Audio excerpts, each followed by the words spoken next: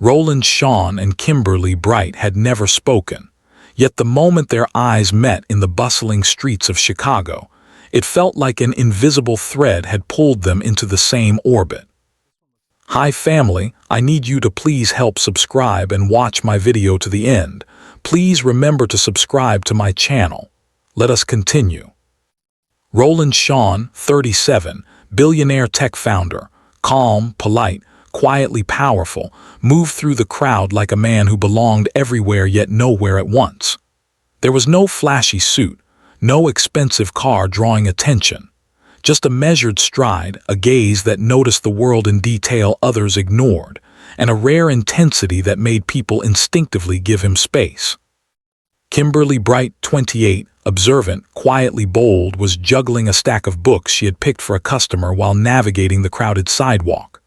Practical and alert, she had learned to notice the small, telling details of people. A nervous glance, a rushed step, a fleeting smile. Today, she noticed Rowland smiling at someone else, a stranger who had fumbled a package. Something about that smile lingered in her mind like an echo she couldn't shake. It wasn't wealth that drew her attention. Chicago had plenty of wealthy men who barely registered as human. It wasn't charm. Either Rowland didn't need it. It was the quiet confidence, the effortless control of a man who could command rooms without raising his voice. And beneath it all, a subtle warmth, reserved but undeniable, like a candle burning safely inside a glass jar. The city moved around them, car horns, conversations, the rhythmic hum of daily life. But in that brief crossing, time seemed to narrow. Kimberly caught a glimpse of Rowland helping the stranger, straightening the fallen package and offering a few words of encouragement. Simple, almost invisible gestures, yet they carried weight. Rowland didn't know her name. He didn't know anything about her life.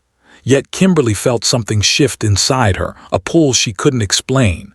She watched him walk away, the crowd swallowing him up, but the image stayed with her, calm, controlled, generous, and unclaimed. By the time she reached the bookstore cafe where she worked, she kept replaying the moment.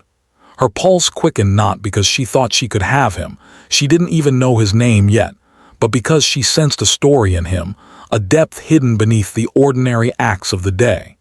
There was tension, anticipation, and a quiet curiosity she could not resist. Rowland Shawn, moving through the world with unintentional magnetism, and Kimberly Bright, quietly noticing everything, had intersected. And though neither realized it yet, something significant had begun. A single smile, a small act of kindness, a spark of recognition, enough to plant the first seed of intrigue in Kimberly's mind. Enough to make anyone watching feel immediately that this encounter would not be easily forgotten. It was not love, not yet, but it was something sharper, something compelling, a curiosity that refused to fade, the kind that makes people watch, waiting for the next moment when their paths might cross again. And for Kimberly Bright, that moment would come sooner than she imagined, with consequences she could not yet see. The next morning, the quiet bell above the bookstore cafe door jingled as Kimberly Bright wiped down the counter. Outside, the city was already in motion, joggers weaving through the sidewalks, taxis honking impatiently, early commuters clutching coffee cups. Kimberly's mind, however, was still lingering on the brief encounter from the previous day. That small, unremarkable smile of a man she didn't even know had taken root in her thoughts. She didn't expect to see him today. Not that she knew his name, not that she had any reason to expect him, but then the door opened and the soft echo of the bell announced his presence. Rowland Shawn stepped inside, calm and deliberate, carrying no entourage, no assistants, nothing to announce his arrival. Just him, a navy jacket buttoned neatly, his posture precise, yet somehow inviting.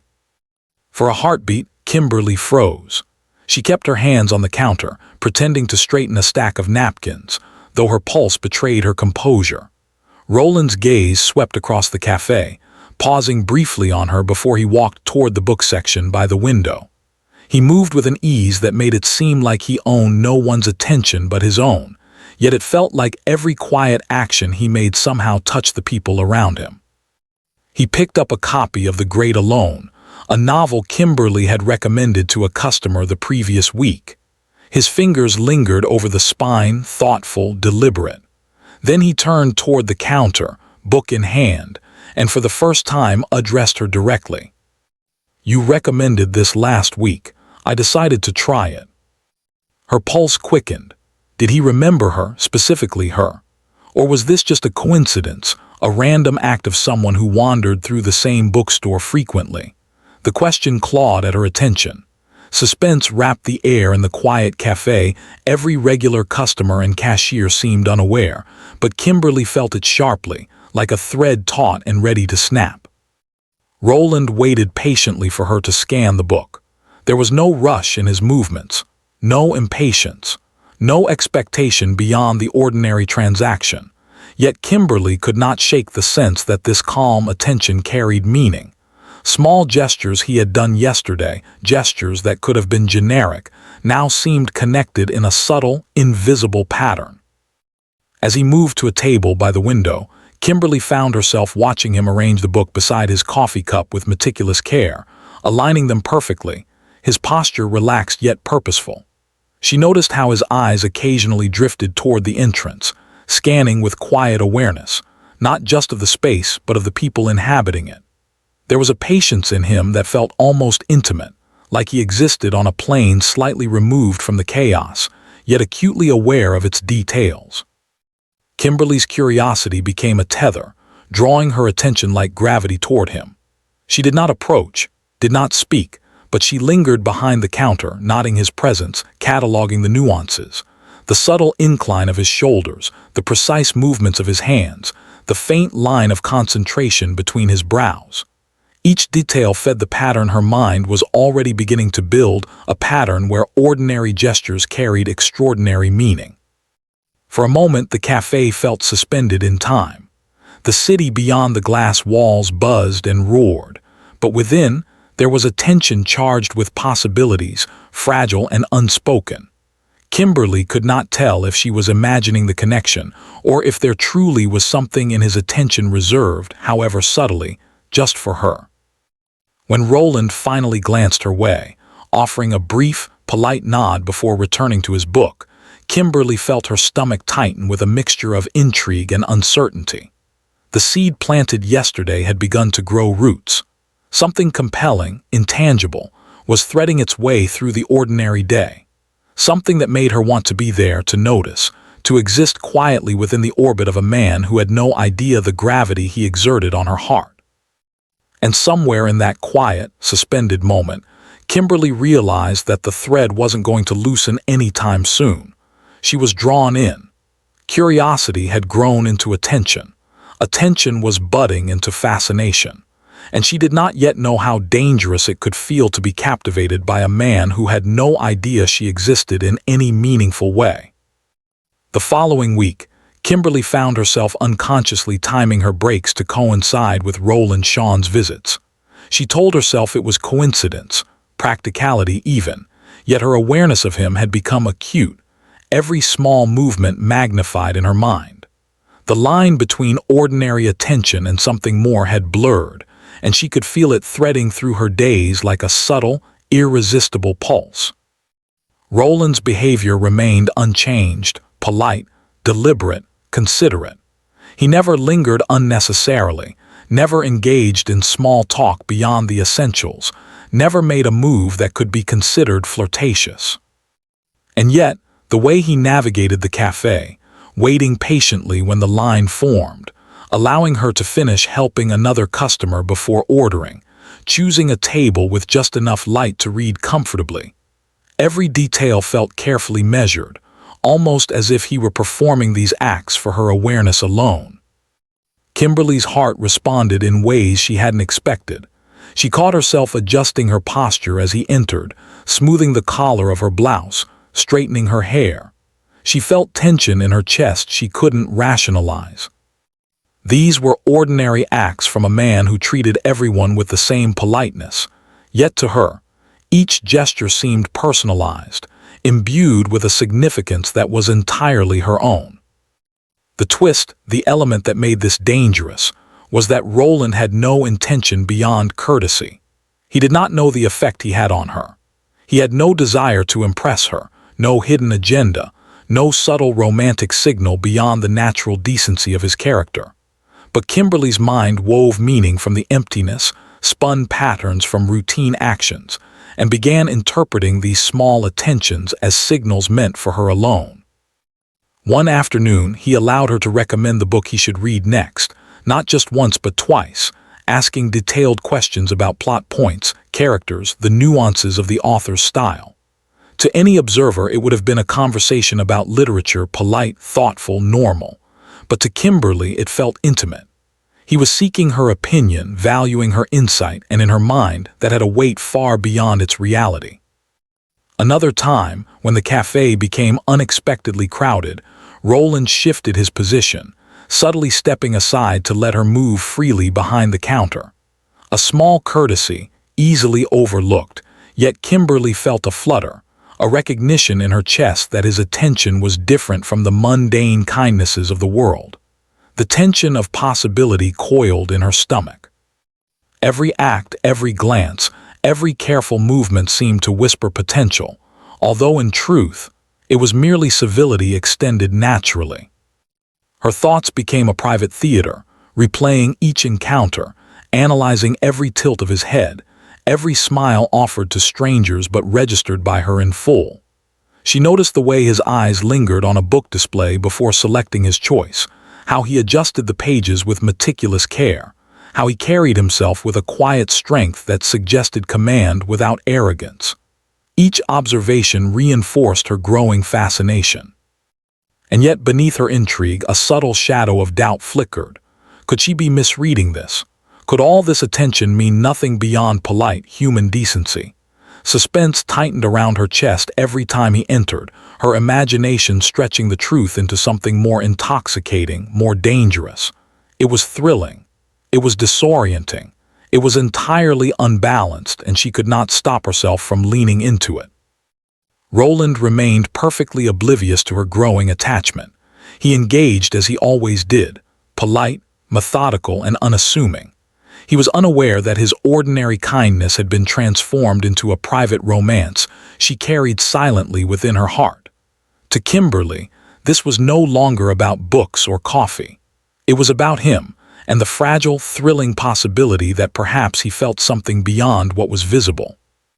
By the end of the week, the pattern was undeniable in her mind. Every visit, every gesture, every smile was a thread woven into a story she alone believed existed. A story poised on the cusp of reality and imagination, fragile, tantalizing, and entirely compelling. By midweek, Kimberly Bright found her daily rhythm quietly rearranged around Rowland Shawn's visits. It began innocently. She shifted her shifts to afternoons when he was most likely to appear, made sure she had the counter spotless, the coffee brewed just right. Each adjustment felt practical on the surface, but beneath it, a subtle obsession was weaving itself into her mind. She was no longer just noticing him. She was anticipating him, longing for the small, silent interactions that had become the highlight of her days. It was not love, not yet. It was fascination, a compelling pull that felt entirely out of her control. She noticed how her heart quickened at the faint echo of the bell above the cafe door, how her pulse spiked when a shadow fell across the table where she stood arranging books. She replayed each encounter in her mind with meticulous attention. The curve of his shoulders as he adjusted the jacket he always wore, the way his eyes traced the titles on the shelves, the small, polite nods he offered to the barista who served him his espresso. Every detail became a thread in a story she was quietly writing for herself. Kimberly began wearing the necklace he had casually complimented days ago, nothing extravagant, just a simple chain with a small pendant. The act was almost ritualistic, a quiet signal to herself that she was ready somehow for his presence. She even started timing her breaks, ensuring she would be near the window just in case he passed by. To any observer, it might have seemed like coincidence. To Kimberly, it was deliberate preparation, an invisible choreography designed to intersect with his world.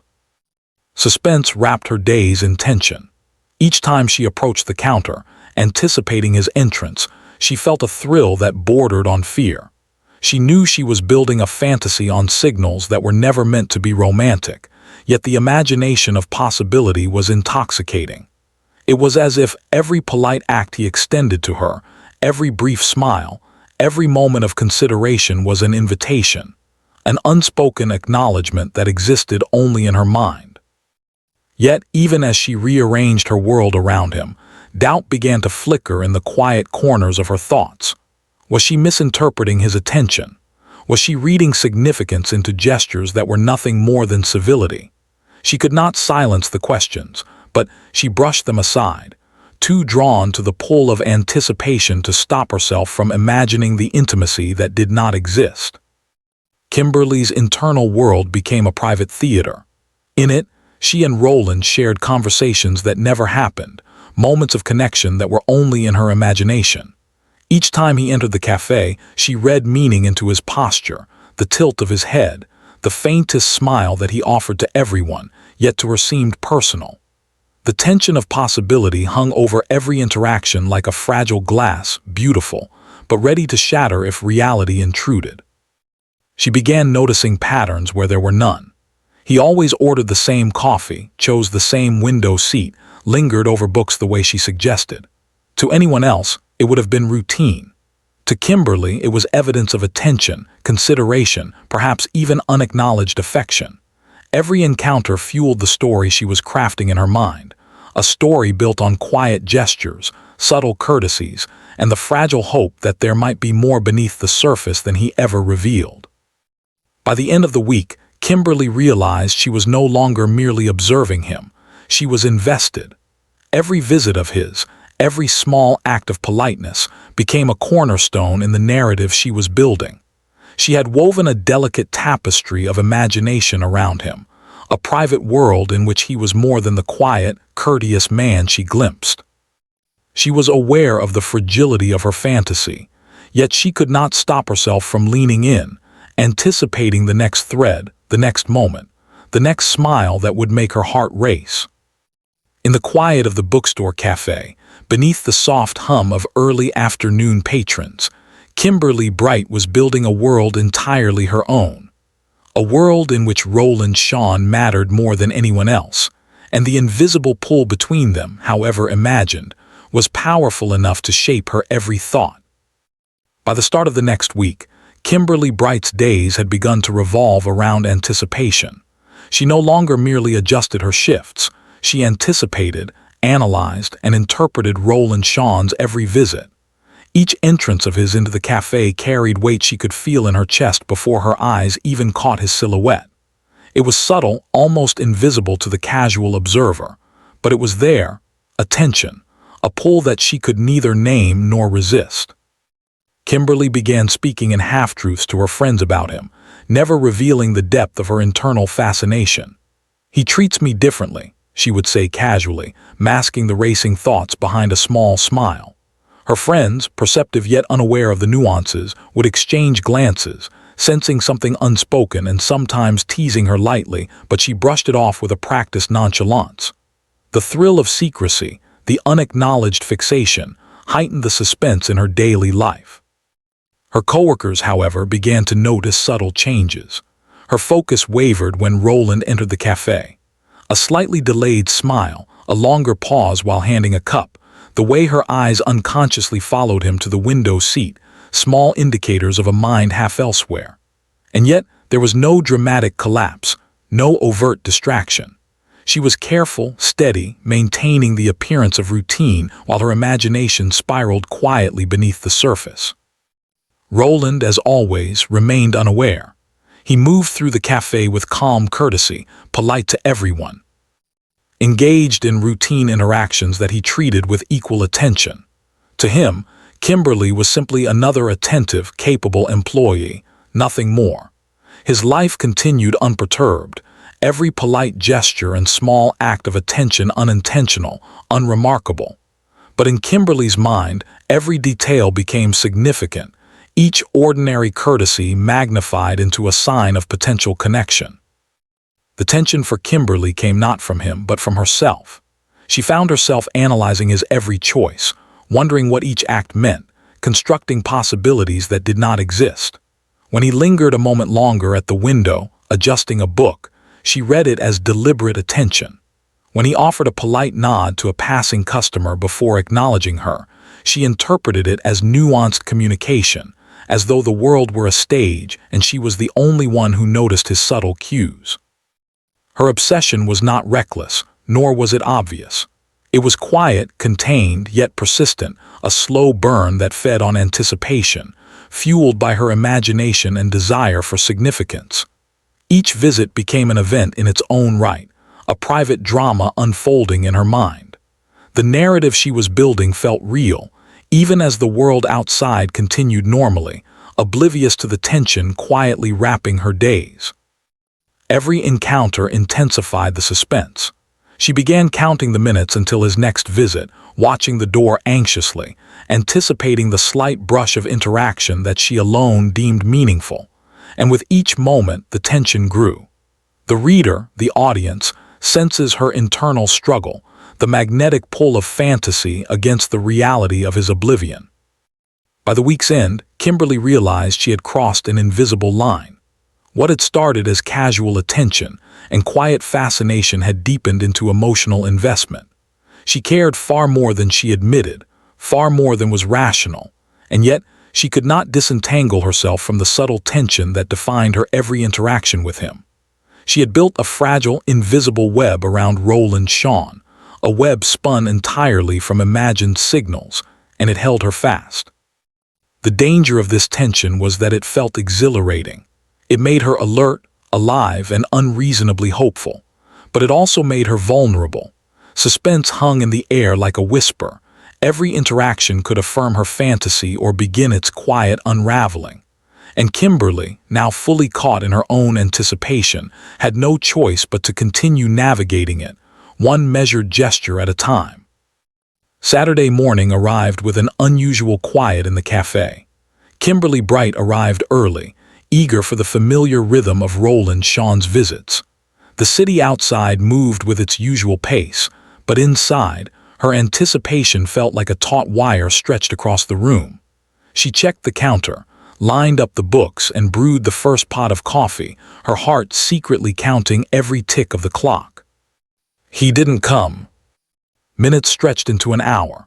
The bell above the door jingled occasionally for other customers, but not for him. Kimberly's pulse quickened, a knot of unease tightening in her chest. She replayed the week in her mind, searching for signs, clues. Had she misread something? Was she imagining the patterns she had convinced herself were real? Each unanswered question amplified her anxiety, making the cafe feel suddenly enormous, empty, as if the world had shifted just out of her reach. By mid-morning, a subtle tension had settled in the air. Kimberly avoided glancing at the door too often, though she could not stop herself from checking, scanning for the familiar posture, the calm, deliberate movements. She wondered if he had seen her, recognized her anticipation, or perhaps a whisper of fear ran through her, intentionally avoided her. The suspense was sharp and immediate, as if the universe had paused to test her resolve. Her thoughts spiraled. Perhaps he had grown bored. Perhaps the attention she imagined in every gesture was meaningless. Perhaps he had no recollection of her at all. Each possibility twisted in her chest, making her pulse irregular, her hands fidgety as she busied herself with minor tasks around the counter. The patterns she had built in her imagination, the meaning she had ascribed to polite gestures, the careful attention she believed was personal, began to feel fragile, delicate, threatened. Hours passed. Other customers came and went, oblivious to her inner turmoil. She offered smiles, served orders, and nodded politely, all the while replaying every encounter, every small kindness he had shown. The tension escalated, a private torment, the possibility that her careful interpretations were entirely mistaken. She felt a small pang of panic. For the first time, the narrative she had built for herself, the story where his politeness was intimacy, where his smiles were meaningful, seemed uncertain, unstable. And then, just as her anxiety reached its peak, she learned the truth. Not from him, not from any gesture, but later in hushed conversation with a colleague. Rowland Shawn had been busy. Not with her, not avoiding her. He had been meeting someone else, Ashley Fly, his fiancée. The words hit her like a cold wind. The story she had built in her mind, the tension she had nurtured, the fascination that had threaded through her days, all fragile illusions in the light of reality. Her stomach tightened. Her pulse slowed and then raced again in a different rhythm, a new kind of ache taking root. The fantasy she had clung to, the imagined intimacy that had driven her anticipation and subtle obsession, fractured. It was not cruelty, not malice, just reality. And yet, reality was more devastating than any imagined slight. Her world, meticulously ordered around the quiet presence of a man who had never belonged to it, suddenly felt disorientingly large, empty, and cold. Kimberly realized with a quiet, aching clarity that the tension she had felt, thrilling, intoxicating, consuming, had never been mutual. Every carefully constructed pattern, every sign she thought was intended for her, had been ordinary civility, unmarked by affection or intent. Suspense resolved not in confrontation but in revelation. The first crack in her fantasy had appeared, subtle but undeniable, and it left her vulnerable in a way she had never anticipated. As she rearranged the counter and wiped down tables, Kimberly felt the first true pang of heartbreak. The thread that had held her attention taut was still present, but the pattern it had drawn was revealed to be entirely her own. And in that revelation lay the quiet suspense of what she would do next, whether she would retreat, resist, or continue to navigate the delicate terrain of anticipation and imagination that had defined her week.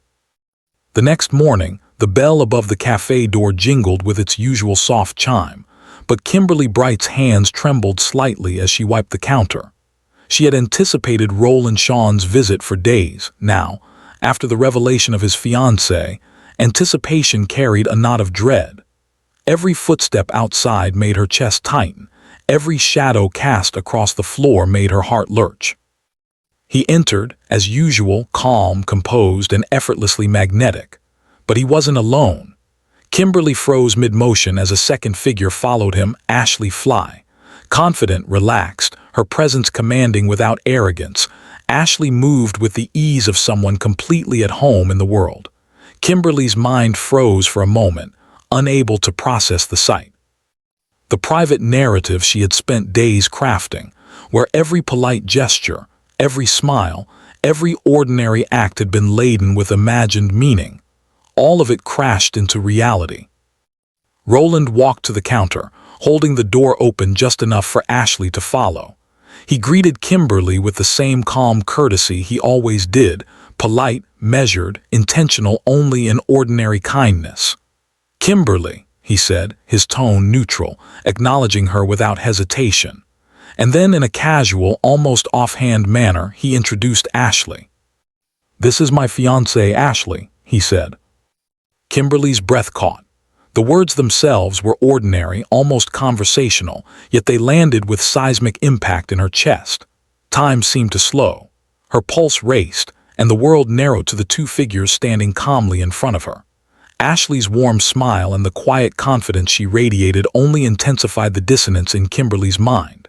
Every fantasy she had spun, every thread of imagined intimacy, now collided with the undeniable reality. Rowland had never been hers. The suspense was sharp and immediate. Kimberly wanted to speak, to say something, anything, but the words lodged in her throat. She felt her body stiffen, a subtle coldness creeping into her posture as she forced a smile. Her eyes darted briefly to Rowland, searching for a hint, a flicker, anything to contradict the truth. But there was none. His expression was neutral calm. Unchanging, perfectly consistent with the polite man she had known, oblivious to the storm he had triggered in her heart. Ashley, noticing Kimberly's hesitation, extended a hand with ease. "It's nice to meet you," she said softly, naturally charming, genuine without affectation. Kimberly's fingers brushed briefly against hers, and for a moment she felt the stark contrast of warmth and connection. A connection she had imagined with Rowland, but that belonged fully to someone else. The tension in the cafe became almost unbearable.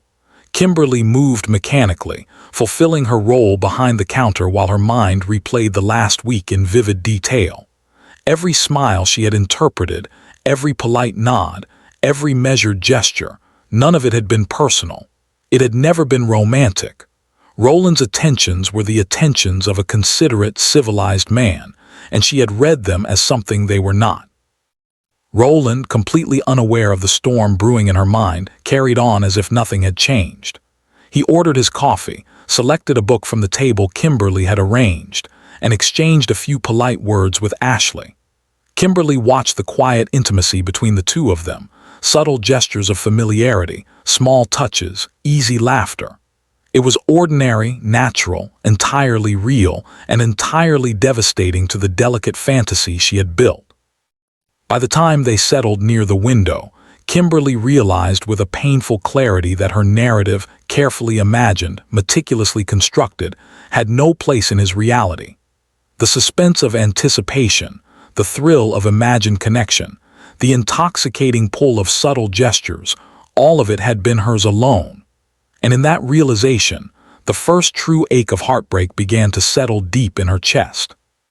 The moment Rowland and Ashley settled near the window, Kimberly Bright felt a quiet shift in the air, a subtle gravity she could not ignore.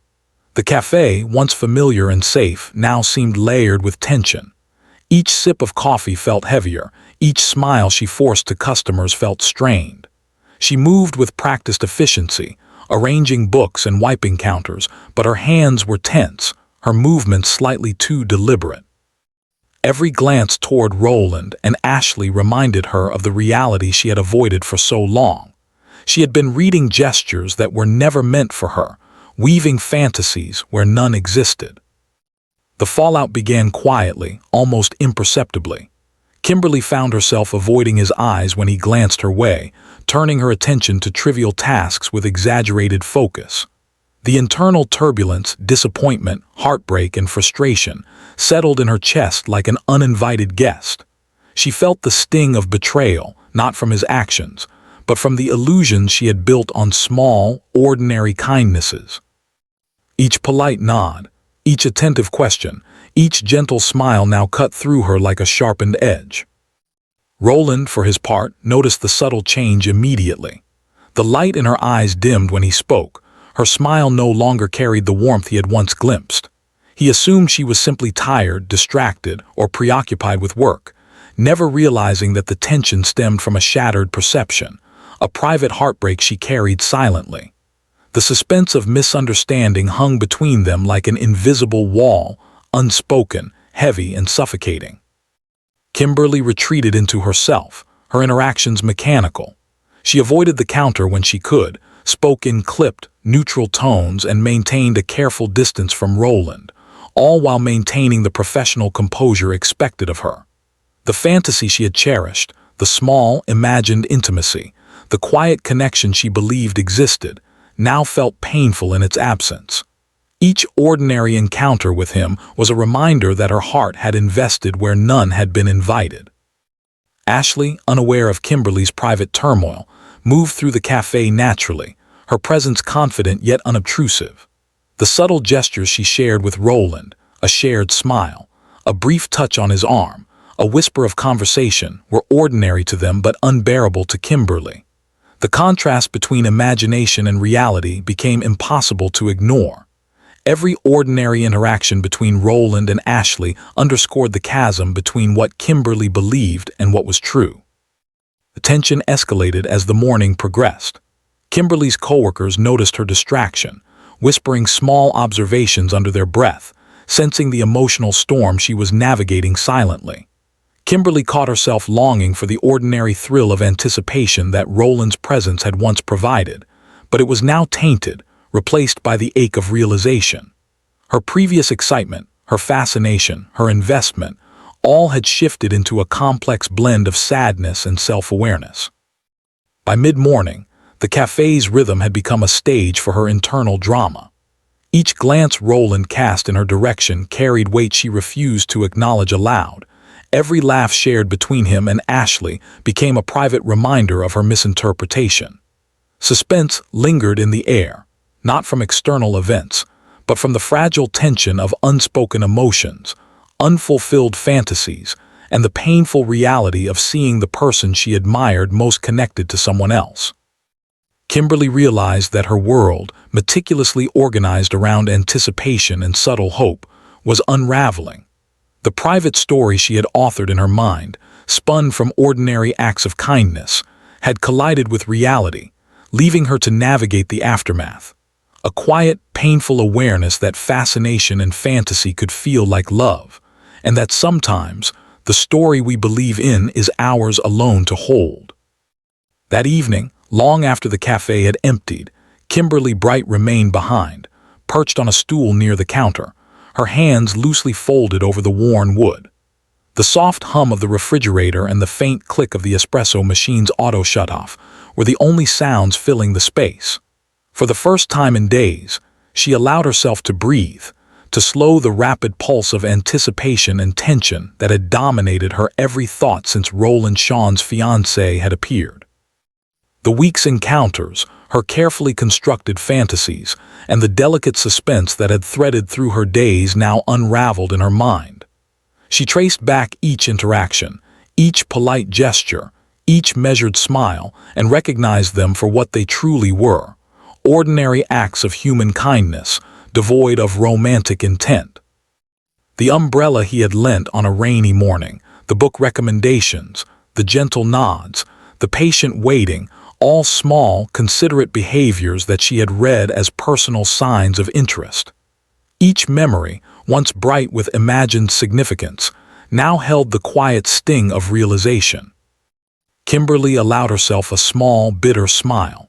It was not anger directed at Rowland. He had never done anything to deserve it. The ache in her chest was not caused by his actions, but by her own interpretation, the narrative she had authored in private, threading ordinary interactions into an imagined romance. The suspense that had gripped her, the hope and longing, the secret thrill of anticipation, all of it existed solely in her mind. For a long while she sat in silence, replaying his measured politeness, the calm generosity he had extended to her without expectation.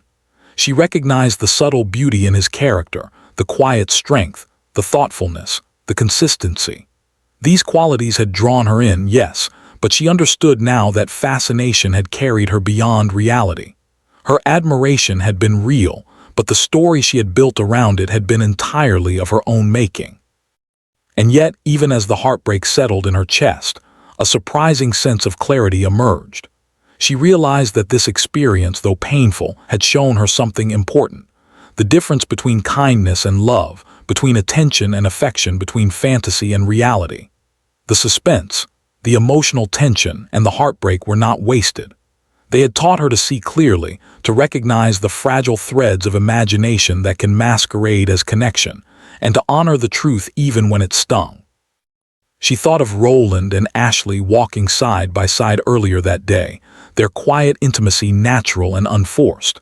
It was not a loss she could blame him for. It was a reality she had failed to recognize until now.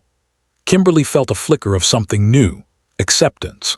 A gentle understanding that her heart could feel deeply, that anticipation and fascination were not wrong, and that sometimes the story one believes in is simply private, meant for self-reflection rather than reality. Slowly she rose from the stool, brushing her hands over her apron, straightening the counter with deliberate care. The cafe, once a stage for anticipation, now felt like a quiet sanctuary of lessons learned. She glanced out the window, imagining Rowland and Ashley walking past, alive and connected, and found herself smiling, faint, almost imperceptible but genuine. Not at him, not at their story, but at herself, for seeing clearly at last. The suspense that had haunted her weeks dissolved not in dramatic confrontation, but in reflection. She understood that fascination can feel like love, but clarity can feel like freedom. And in that quiet realization, Kimberly Bright found strength she hadn't known she possessed, a steady pulse beneath the ache, guiding her forward. The following evening, Kimberly Bright closed the cafe later than usual, letting the soft glow of the streetlights spill across the empty tables. The lingering hum of the espresso machine, the faint scent of freshly baked bread, and the quiet rhythm of the city outside were comforting, a stark contrast to the storm that had occupied her thoughts all week. She had spent days replaying moments with Rowland Shawn, tracing the delicate threads of imagined intimacy, and she now carried the weight of clarity.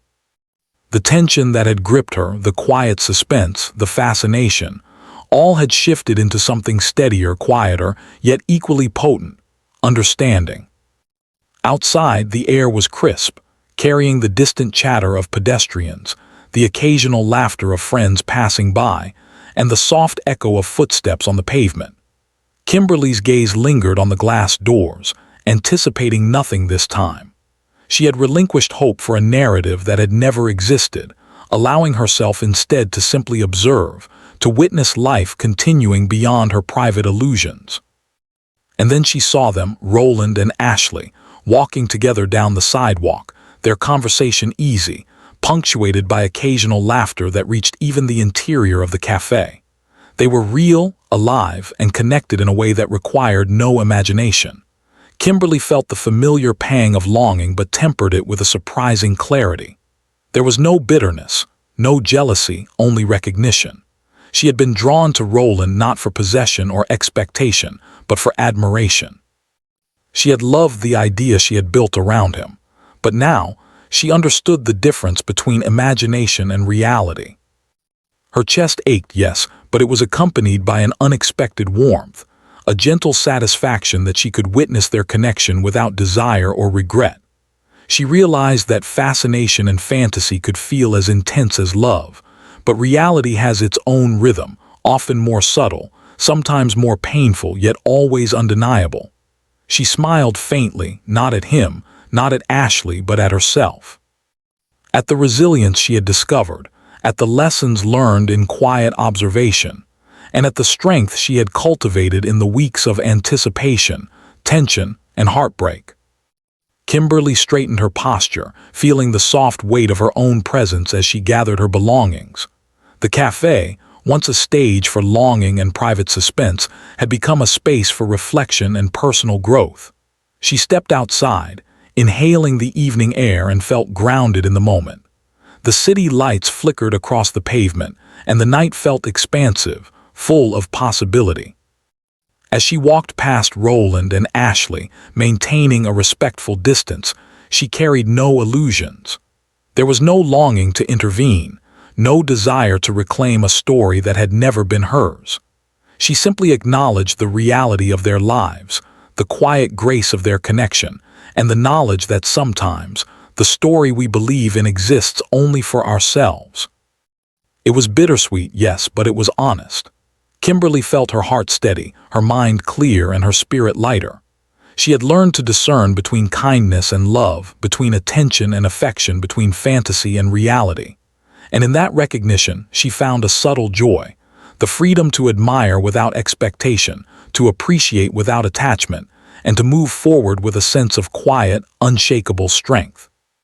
That night, Kimberly Bright continued walking under the soft glow of Chicago streetlights, aware of the world around her, aware of herself, and aware that some stories are only meant to exist in reflection, vivid, personal, and ultimately, hers alone. The suspense had dissolved, replaced by understanding, and the quiet strength she carried would guide her through every story that lay ahead.